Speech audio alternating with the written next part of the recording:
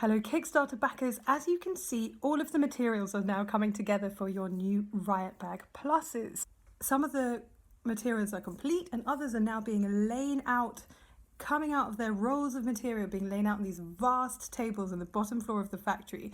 where they can then be layered up so that they can be pushed into this machine, and the steel panel cutters that we'd already seen created on the last update are now being pushed with a really heavy machine straight down into the layers of material. What this does is it begins to show us the time, the people, the machinery, the skill, but especially the time that goes into just creating the base pieces of our backpacks, of our clothes, of all of the products around us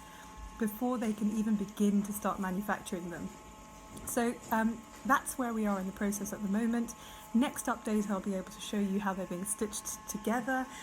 but first all of these materials need to be cut and stacked in the right order so that the right people will be able to start stitching them together.